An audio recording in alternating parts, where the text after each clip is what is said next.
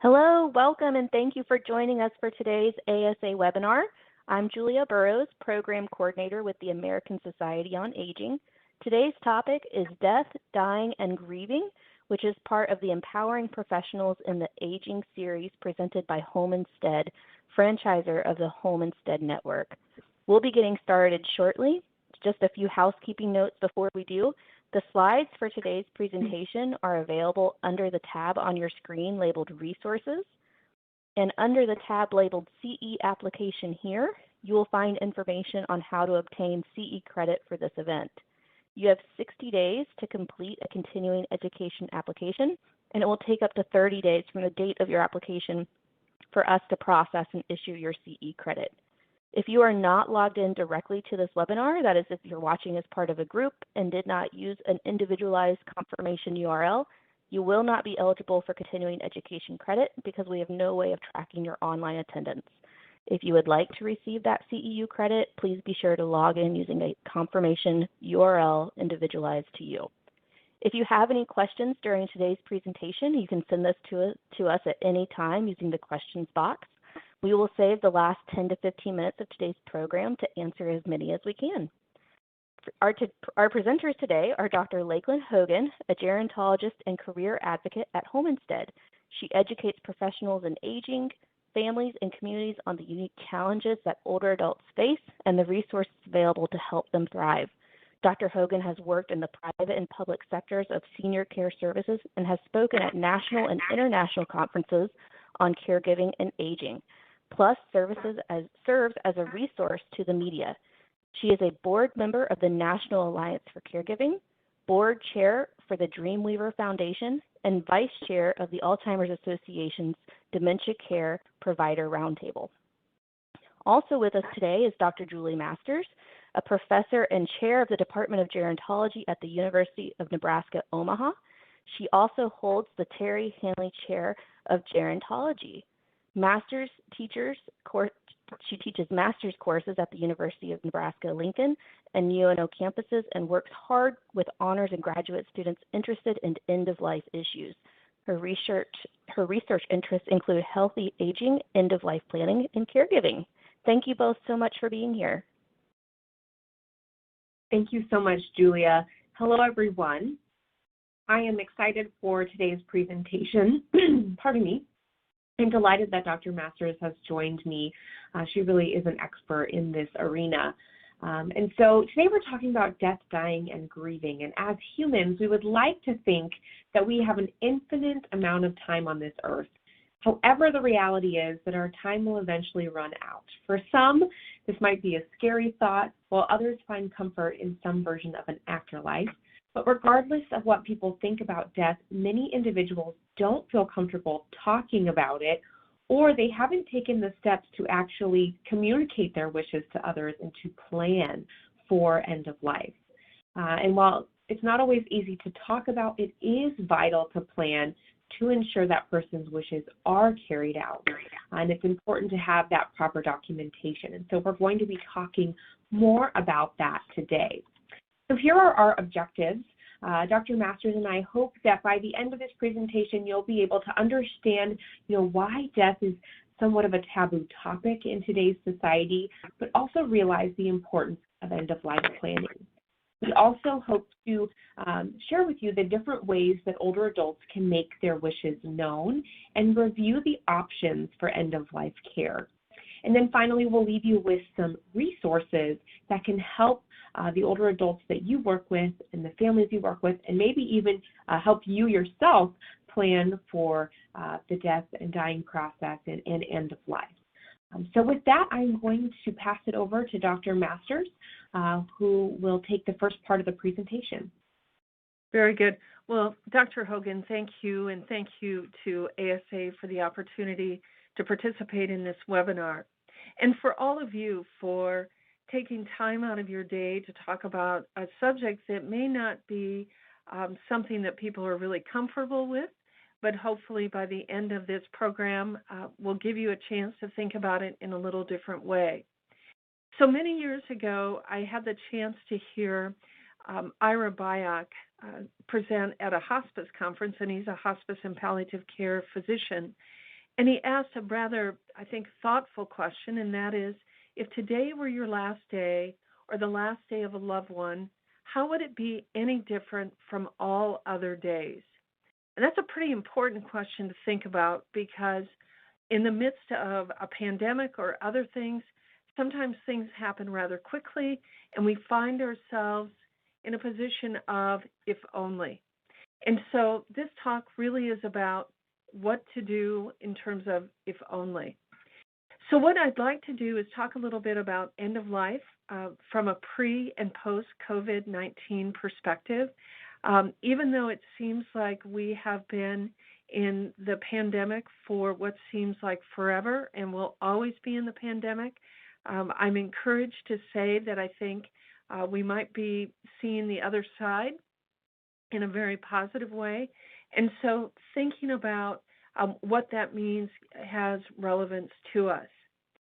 So thinking about in 2019 and what death was like prior to the pandemic taking hold, we saw that most deaths in the United States were the result of chronic conditions. In fact, 70% of deaths were due to some sort of chronic condition.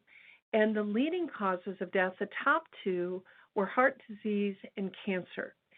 And when we think about death to birth, we will see that about 2.8 or 2.9 million deaths were what made up our numbers in 2019. And as a gerontologist who also has a great passion for children, I think it's worth noting that in 2019, we had about 3.7 million births. So a difference of about 890,000 births over deaths. Now in 2020, when we think about more current death data, and again under the guise of COVID-19, we see that even though COVID-19 is a leading cause of death, it's not the leading cause of death. Interestingly, heart disease and cancer continue to be the primary causes of death in this country. And even with 2021 data, my guess would be that we will continue to see heart disease and cancer as leading causes. And yet, if you were to look at a news feed, or if you were to turn on your local news or national news, there wouldn't be as much discussion about heart disease and cancer because so much of our attention has been focused on the pandemic. And yet we have to keep in mind that there's other things that really drive the discussion about end of life and end of life planning. I introduced the idea about looking at this data not only in terms of death data, but also birth data. And so in 2020, and this is probably what is a little more discouraging, is there was only a difference of 230,000 births between births and deaths in 2020. And so as gerontologists, my colleagues, Dr. Hogan, as well as folks from ASA, we think about who's going to be taking care of people as they age. And so that's worthy of discussion at a later date, but nonetheless worthy of discussion. So again, in 2020, we're talking about leading causes of death, and about 70% of those deaths are of a chronic nature. So thinking about key points about death in 2021, for the first time in history, we exceeded 3.4 million deaths in the United States. And we can attribute that, a good chunk of that, to COVID-19, the excess deaths. But there are other reasons for deaths as well, and we'll talk about that in just a second.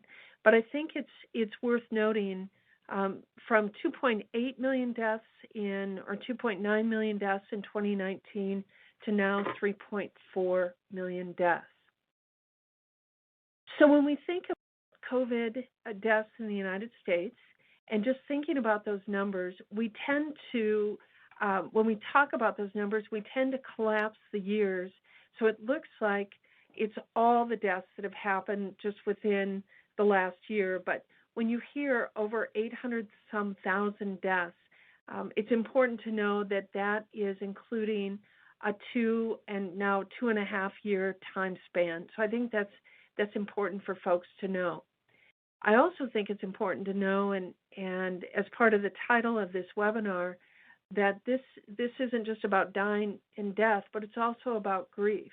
And so we also have to remember that the 800 plus some thousand people who died, each one of those people was loved by someone. Each one of those persons mattered to someone. And so we have to think about that as well, and the challenges that have been faced by that particular segment of the population. So in addition to thinking about the numbers of deaths, when you see new death data come out, you will also sometimes see as a companion what the life expectancy is in the United States. And in 2018, we were hitting a high in terms of life expectancy in this country of 78.8 years, which was encouraging, and that's life expectancy at birth. In 2020, for the most current data, we now see life expectancy having dropped to 77 years of age. And I'll talk a little bit more as it relates to specific groups, but that's not good news when we see life expectancy decrease. And so the question is, what can we do to improve life expectancy, and how can we think about that in a little different way? I think it's also important for you to know that while COVID-19 has contributed to the drop in life expectancy, there are other reasons why we've seen a drop in life expectancy, and the CDC in a recent report also highlighted deaths due to overdoses, so unintentional injuries, which, by the way, is the fourth leading cause of death now in the United States, but overdoses and then suicide. And with suicide, sometimes we might think of only younger people as being part of that group, and yet what we're seeing now is that older people have re-entered the group with the highest suicide rate, or the leading group of having the highest suicide rate in the United States. And so thinking about things not only that can be prevented like COVID-19, but also other things that can be prevented, such as overdoses and suicide. Now you'll see the graph, and I've included that just as a point of interest and reference, where life expectancy at birth, right, having reached that peak in 2018 and now declining, we see that life expectancy is declining not only overall, but for females and males. And traditionally, females have a higher life expectancy than men, and that gap continues to grow. Now, beyond thinking about life expectancy between males and females, it's also worth thinking about life expectancy at birth by Hispanic origin and race. And COVID-19 really had an impact in terms of life expectancy with three groups. With Hispanics, there was a drop in life expectancy by 3 years. For non-Hispanic whites, a drop in life expectancy of 1.2 years. And then for non-Hispanic blacks, a drop in life expectancy of 2.9 years. What is interesting and worth noting is that the life expectancy, though, of Hispanics still continues to be the highest of any group. And so there's much to be learned from the lived experience of the Hispanic population and how they've been able to maintain a higher life expectancy than other groups. There's also something, though, to be learned about why did some groups suffer more than others, particularly as it relates to COVID? And was it pre-existing conditions? Was it exposure to environmental factors and other things? And so that's going to require further research, but I think it is worth noting for this group. So thinking about dying and death and COVID-19, the one thing that I promise you, and I say this to my students, I can't promise you a lot, but I can promise you that we are all going to die. And so the question is, how do we approach that? Death, without question, is more of a reality than it's ever been, and particularly a reality with quick trajectories with diseases such as COVID-19 that can be sudden and unexpected. And so having to make decisions may also follow a similar line, and that may not necessarily be what people have wanted. And we also saw, as part of this pandemic, providers, the healthcare providers who have given so much of themselves to care for people, and finding themselves being the primary source of support for people that have been dying in isolation. And then also families, friends, and even clergy being restricted from being present with people at the end of life. So there's a lesson to be learned there that no doubt will be explored further. And then something else to think about, and I really respect the work of Dr. Ken Doka and his work with the Hospice Foundation of America, and this idea of complicated grief, that the grief that people are experiencing with COVID is so much more because the usual support systems have not been in place. And so we can anticipate that being something top of mind for many years to come.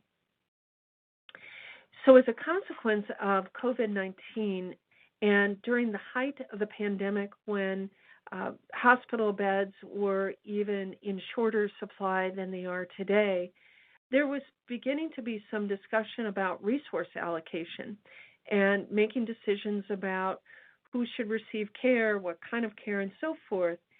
And I was really impressed by the American Geriatrics Society to come out with a position statement that talked about resource allocation, not based on age, but other factors. And as part of this position statement, they also included a directive that we all can take advantage of, and it's the idea that all of us, everyone on this webinar and the people we interact with, everyone needs to think about advanced care planning now so that people know of our wishes. And that should happen not only during a pandemic, but also post-pandemic. So knowing the difference, and I think it's worth bringing this to your attention, is that there are really two ways we can look at this. We can look at advanced care planning that is focused on creating legal documents before death, and those would be things like a living will, durable power of attorney for health care, and so on.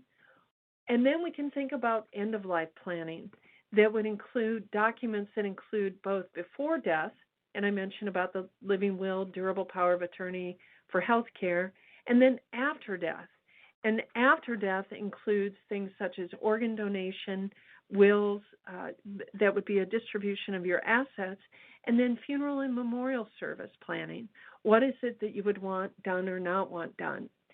So for the purpose of the remainder of this discussion, we're really going to think more broadly and think about advanced directives as part of a larger activity, and that's end-of-life planning. So thinking about advanced care planning in a little more detail, and then I'll go into my end-of-life planning.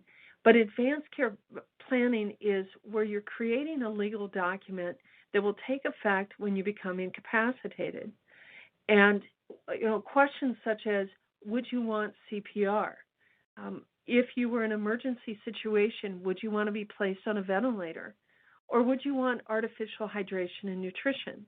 All those things are important questions to consider and think about in terms of your own life and what you would want done.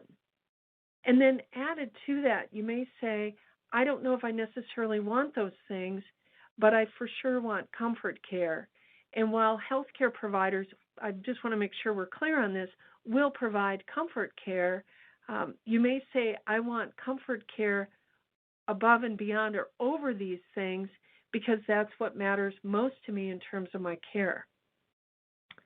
So when we think about end-of-life planning and who engages in end-of-life planning, looking at national data, what we know is that the people most likely to complete, number one would be widows, and more than likely, these are people that have already gone through the experience of a loved one being at end of life and realizing the value of the documents. whites, people with income over $75,000, and people that are college educated. Now, who is least likely to complete? And I always like to make sure that I make sure that I communicate. This doesn't mean all whites have completed, and it doesn't mean all African Americans have not completed or least likely to complete, but it just tends to be what we see that emerges in people responding to questionnaires. So thinking about who is least likely to complete, what we know is for African Americans being least likely to complete, Latinos, people with lower income, and people that are unmarried. And I'm going to talk a little bit why that is, but I think it's important, particularly people that are lower income and then also people that are unmarried, that sometimes people with the greatest amount to lose are the ones that are not completing documents in a timely fashion. So what has the literature told us? Well, people who engage in end-of-life planning are more likely to prefer hospice and comfort care over hospitalization at the time of death. And this was work that was done in 2013 by Bishop. We also know that people who have done end-of-life planning are more likely to focus on less expensive forms of care than those who opt for treatment with unknown outcomes. And so what does that mean is if I haven't thought about, I think I would prefer at my age to have comfort care over aggressive care, then maybe by default I will receive aggressive care because I've never really spoken to anyone about what it is that I would want. It is curious, some recent research by Block and others is, again, further reinforcing this idea and this continuation. Those who have not thought about things, again, will opt for more expensive forms of care. Some other things in terms of the literature is that select groups, and particularly African Americans and Hispanics, have a lower completion rate, yet may also have a higher incidence of chronic conditions.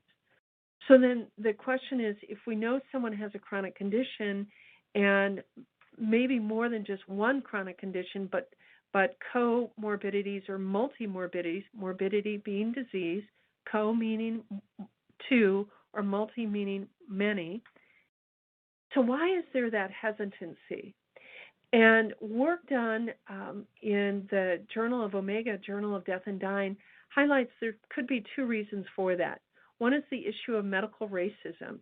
And you don't have to go too far back in history to see where, particularly within the African American population, there were health disparities, and there also experimentation that had happened, again, several decades ago, but that have not been erased from memory, and that people being concerned that the care that they might receive or the lack of care may come into play. The other point is, particularly within the Latino or Latina population, is the idea of family. And that when a decision is made, a decision isn't made just as the individual or solely, but it's a much larger decision, a decision that's made by family. And so when health providers approach someone about completing an advance directive, it's being sensitive to, there's a phrase, cultural humility. It's having the humility to understand that people may be resistant because of past experiences, and being able to talk through what some of those issues are, and to ensure that people are given what they need. One other thing in terms of findings in the literature is this idea of terror management theory. And the concept is that if people think about death, it can be frightening. And so completing an advance directive might, obviously it's going to lead you to think about death, so people may avoid doing it just so they don't have to think about the subject. But having taught death and dying for the last several decades, or in pandemic years, the last 100 years, what I've discovered is that when people do have conversations with others and they get comfortable with the language, the completion of these forms becomes much easier. And I think it's worth pointing out that when you complete these forms, you're not saying, I give up all my wish to be cared for. Not at all. What you're saying is either I want you to do everything possible, or I want this, but I don't want that. So I think it's important that we understand that when we do complete documents, we are not resigned to not receiving care. In fact, we will receive care, but it's care that we so choose. So I want to mention some research that colleagues and I worked on at Nebraska, looking at data from the state of Nebraska about end-of-life wishes. And what we learned is that end-of-life planning really is an integrated process. And so if somebody is completing a will, that might be a good time to talk about a healthcare power of attorney. Or if someone decides to make funeral or memorial service arrangements with a local mortuary, then that's also a good time to think about other kinds of documents that are related to end of life. So something for you to think about is when it comes time for people at end of life and what do they prefer. And there's two wonderful books. Ira Byock's book, The Best Care Possible, if you're looking for a good read. And then, of course, Atul Gawande's book, Being Mortal. But this question of where do most people want to die? And when you ask that question, most people say, I want to die at home. But we know with the pandemic that didn't happen. And even prior to the pandemic, there were people that may not have had the opportunity to die at home because they didn't have a chance to express that wish. We also know, and we searched high and low for completion data in advance of this webinar. As it stands, about 1/3 of Americans and probably close to 50% of older adults have completed an advance directive or communicated their wishes to somebody else. I want to go back to 1/3 of Americans. So that means 2/3 have not, and we have some work to do. If I were to ask you, and I'm not going to ask for a show of hands or put you on the spot, but I think you always have to ask the question, how many of you have completed an advance directive? So thinking about COVID-19 and how it relates to death, and McAfee in Death Studies published an article about what has happened with death and COVID. And what we found is that most people who died from COVID did so in an institution that had strict guidelines in place for visitors and clergy. My guess is many of you on this call may have experienced something similar. And so the challenge of not being present with someone as they were coming to the end of their lives. And then the other thing is a discovery that people with COVID may not have been able to express their wishes while hospitalized because, again, they were in a fairly quick and unexpected trajectory. And so that left others, not only family, but healthcare providers, to have to decide what to do or not do. So some additional research my colleagues at Nebraska and I have been working on is in relation to end-of-life planning and normalizing the process. And based on the most recent results from the Nebraska Hospice and Palliative Care Survey, we've learned that most people are turning to secular sources for decision-making. And secular meaning people such as attorneys or physicians, which physicians would make sense. Attorneys, it's a slightly different twist, but not favoring conversations with people who may help to offer some insight regarding quality of life or any prohibition against completing certain kinds of documents like DNRs. So then the question is, how can we normalize the process? How can we get comfortable with dying and death? And then how can we ensure people can make a decision that's based on their own interests? And so what we're proposing, and again, thank you to Homestead and ASA for putting on this webinar, it's about getting the information out to a variety of people.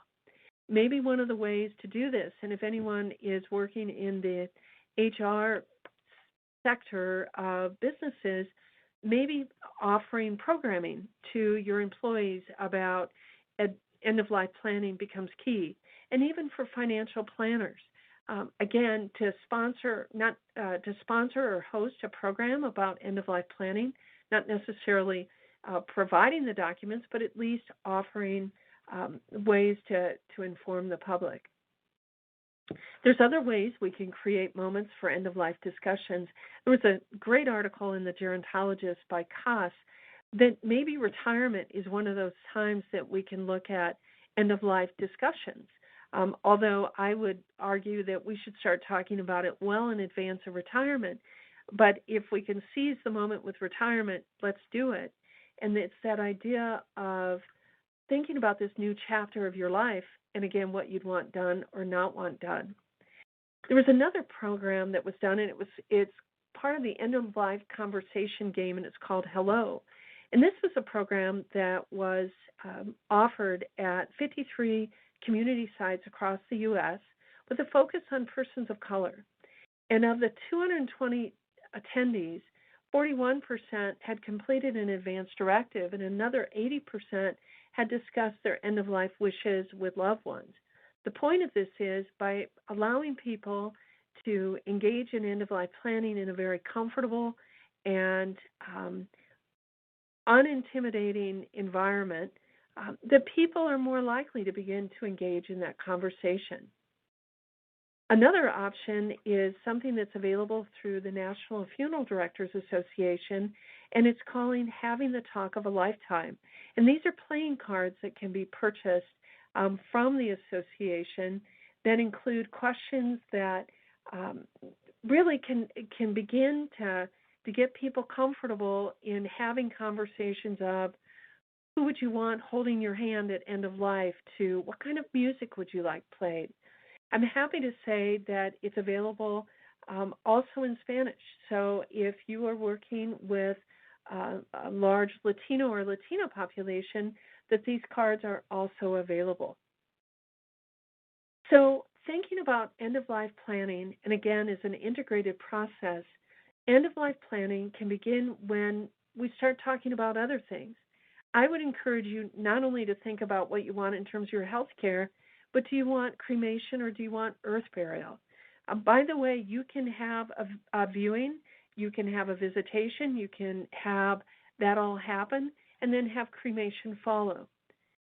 But until you start thinking about your options, you're not going to know. So the sooner you can do that, the better. Sometimes people will say, well, I will just donate my body to science, and that's what anatomical donation is about. However, I would caution you that the paperwork needs to be done in advance of death before they would accept your body. So that's kind of an important little tip for you to consider. If you're married, where do you both want to be? Or if you have a partner or someone in your life who has been with you for the last 30, 40, 50 years, do you want to be together in death as well as in life? And so thinking about those things. What kind of service would you prefer? Would it be traditional? Do you want a wake, a visitation, a rosary? It's interesting that data from the National Funeral Directors Association highlights that in 2012, about 50% of people believed that a religious ceremony was important. In 2019, only 35% believed that. So the point of this, sharing this story with you, is that if you do want a religious service, it's good to tell that to your family, particularly if your family would not want a religious service, so they understand what your wishes are. We know that on the next point about graveside services, many services during the pandemic have only been graveside services because of the restrictions in holding a service, whether in a mortuary or a place of worship. Now's the time to ask the question, do we want to have a post-service? Do we want to have a memorial service? And then there's a wonderful book by Tom Attig entitled The Heart of Grief. And he asks this question, and by the way, it was published early 2000s, so it wasn't produced during the pandemic, but it's still relevant today. This question of how can we support ceremonies of separation? What's interesting and what I'm hearing from funeral directors is that during COVID, many people had loved ones, they opted for cremation, and they said, we'll have a service later. Well, later has come and gone. And so now the question is to get back with our family, and again, as things may hopefully be turning the corner, maybe now is the time for that ceremony. Because I want to go back to something I said earlier, and that was the work that Ken Doka is talking about in terms of complicated grief. And so what can we do to help people as they not have closure or get over, but learn to live with the loss of someone during a very significant time in history? And so finally, I just, for my section, just want to end with something, and this is a beautiful quote from Henri Nouwen, which truly I think even applies today if we were to substitute a few of the words for COVID. So it seems indeed important that we face death before we are in any real danger of dying, and reflect on our mortality before all our conscious and unconscious energy is directed to the struggle to survive. It is important to be prepared for death, very important, but if we start thinking about it only when we are terminally ill, or you could replace that, but only when we have COVID-19, our reflections will not give us the support we need. So I'm going to go ahead and hand it back over to Dr. Hogan. Thank you. Thank you, Dr. Masters. I always enjoy your presentations, and I love how you pull from the current literature and just give so much great food for thought. So thank you for your remarks. And at Home Instead, we did a survey, again, this was pre-pandemic, asking people about planning for end of life, and we found that the reality is people are more comfortable planning for their funeral than the years leading up to it. So I even look to my own family, my grandparents. They have their funeral plans down to the song that they want sung at their funeral. But have we as a family had the conversation about the years leading up to their death? Do they want home care? Do they want to go on hospice?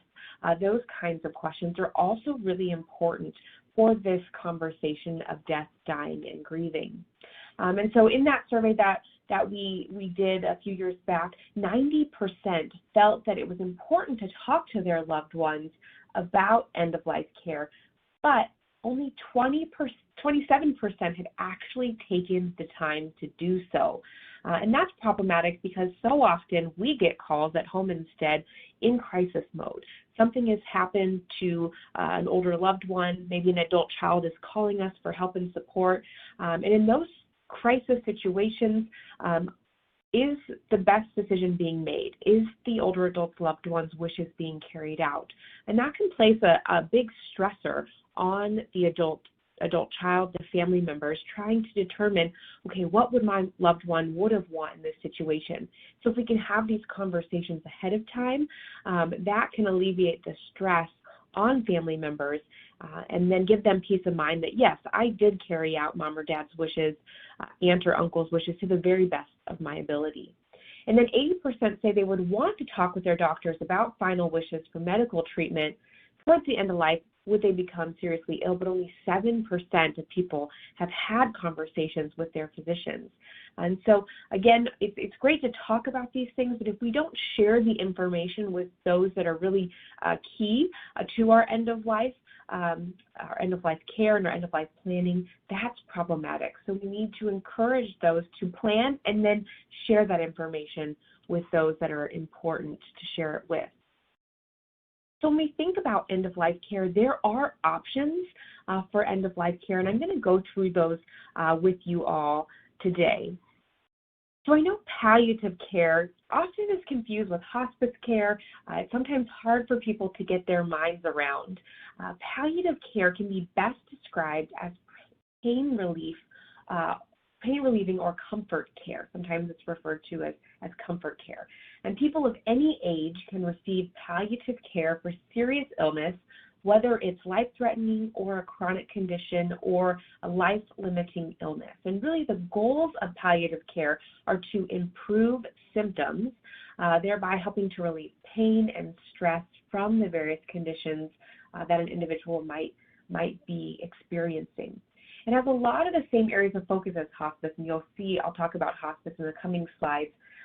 However, there's typically a transition to hospice when a person is no longer receiving a curative treatment.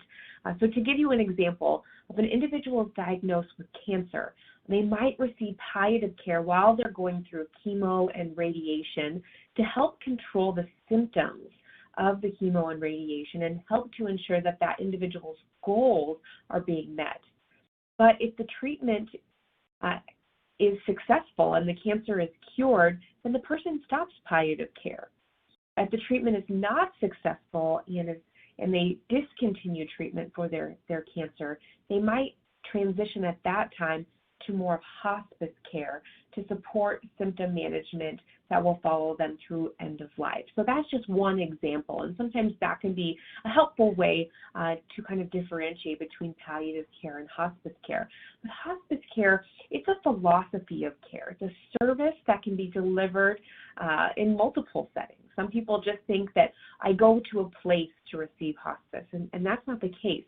Hospice can be delivered in the home, and it focuses on pain and symptoms and stress of the serious illness in the terminal phase of the disease. And it, again, can occur in a variety of settings. And statistics show that 80% of hospice is delivered in the patient's home. So you can, again, receive hospice in the home. You don't have to go to a hospice care setting. It can also be delivered in a community setting, an assisted living, an independent living facility. Hospice services kind of go to wherever the individual, the patient is.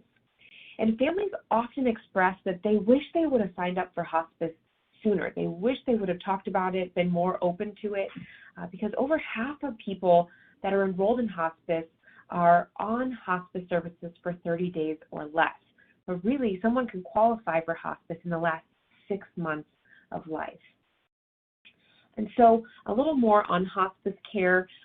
It involves the individual patient, and hospice can provide medical care, equipment, pain management, emotional and spiritual support. And I think that's one of the beautiful things about hospice. It's not just the medical service that the individual is receiving, but they also provide emotional and spiritual support to the person receiving hospice and to their family. It really kind of supports that whole family unit. And then hospice also focuses on improving the quality of life and helping the individual live with dignity during the end of life. And it really is provided by an interdisciplinary team.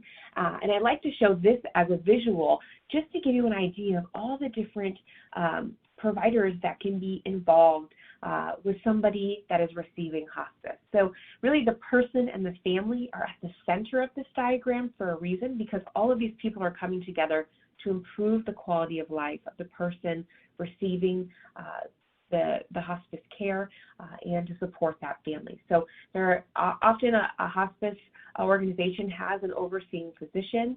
Often there are nurses that routinely visit and help educate the family on techniques for personal care, keeping their loved one comfortable. Social workers provide information and help to coordinate community service and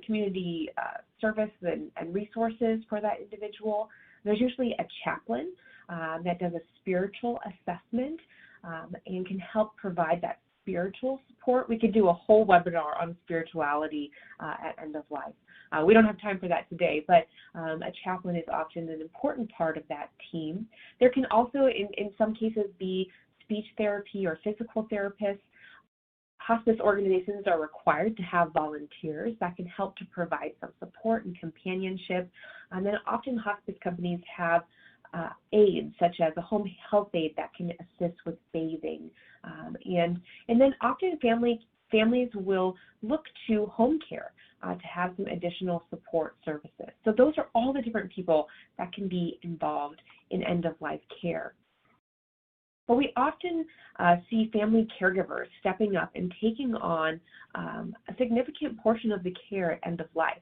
People often think, hospice will be there 24/7, and that's generally not the case right up until the very last hours or days of the person's life. So there's an increase in the demand on family members to help with things like personal care, household tasks, sometimes even medical and nursing tasks, medication management for their loved one. And a lot of families step into this role and do so beautifully and feel comfortable, and others are overwhelmed by it, and sometimes they seek out additional support. And often respite, time away from that caregiving role is needed because there's so much emotion and a lot of around-the-clock care that they provide towards the end of life. So sometimes respite can be a benefit in that stage of end of life for the family that's taking on that care. So they can step away from the caregiving responsibilities, give them an opportunity to recharge. And this respite can be provided by those hospice volunteers.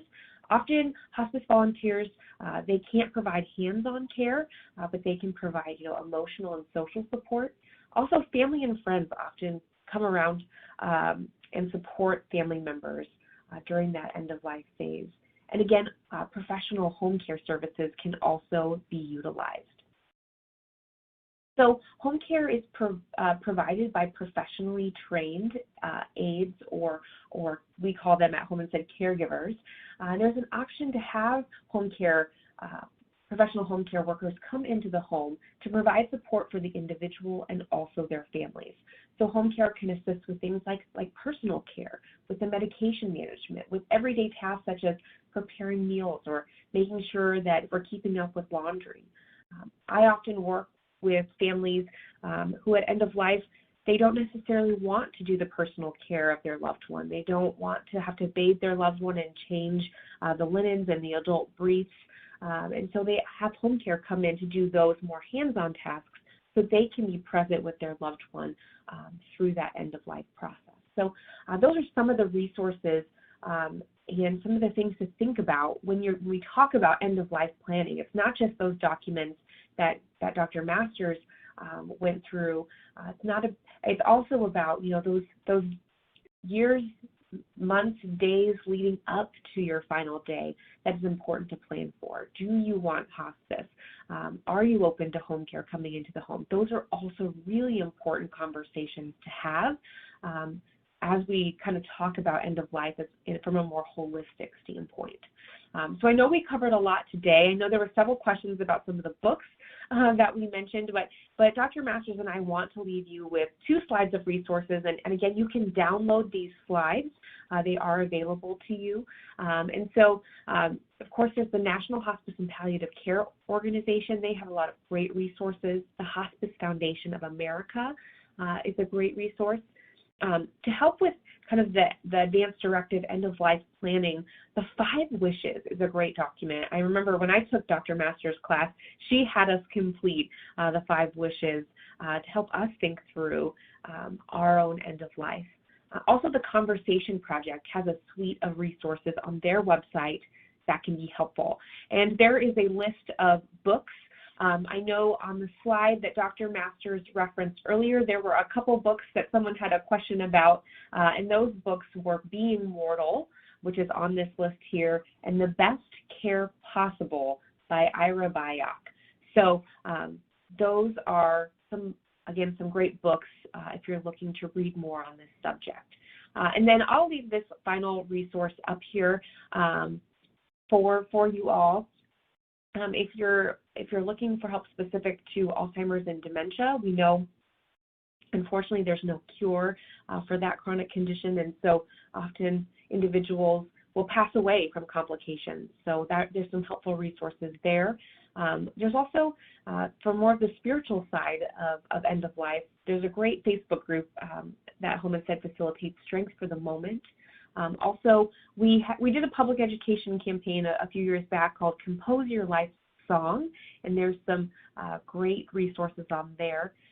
Along with sometimes the financial aspects of end of life, there's some resources on the National Association of Certified Financial Planners, and of course your local area agencies on aging have some great resources for you.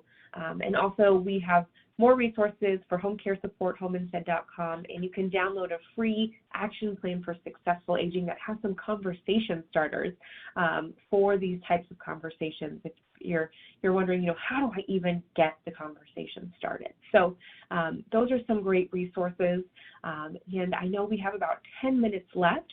So we will take questions now from you, and you can insert your questions in the Q&A box. We'll get to as many of those as we can during this time. And Dr. Masters, I know one of the questions that's come up is, how much does it cost to do an advance directive? And I think maybe sometimes there's confusion between like estate planning and advance directives. Does it cost something to do an advance directive? So there's a couple of responses to that. You could go to an attorney and have something formal drafted for you, and there would be a cost associated with that. Or you could go to your state area agency, or the State Department on Aging, or your area agency on aging, and they would be able to have documents that you could access. And there are also in some states, I know in Nebraska, we have Legal Aid of Nebraska that has the Elder Access Line. They also have advanced directive documents that are available, and those would be available at no charge. But you want to make sure that the document that you access is specific for your state. And I just want to reinforce something you said earlier, Dr. Hogan, and that was about the 5 wishes document. And just do a simple Google search, and I think you will find that that is a document that truly covers everything, not only before death, but after death. Thank you, Dr. Masters. You're welcome. Another question that came in is, how is palliative care paid for? And I can speak to that. Palliative care is often paid for through insurance, or Medicare or Medicaid can cover palliative care services. So it's really important to check the coverage. And often hospital systems have social workers that are a great resource to help families look into that type of thing. Dr. Masters, any other thoughts on that question about how palliative care is paid for? So palliative care, too, is, as you indicated, paid by insurance and can also be supported through, when you think about insurance, Medicare or Medicaid, that's available to people. I think the other thing is that some states have a much more robust palliative care offering, and so again, it's just understanding what your state provides.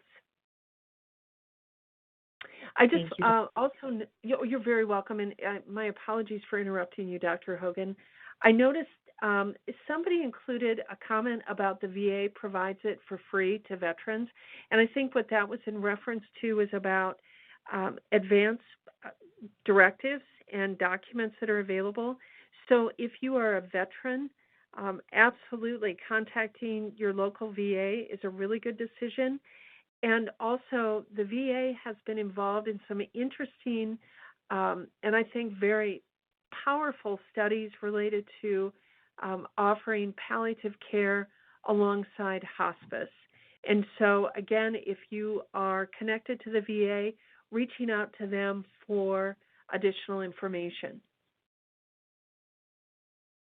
Thank you, Dr. Masters. Thank you. And we're getting questions about, how can we encourage people to look into palliative care and hospice care sooner?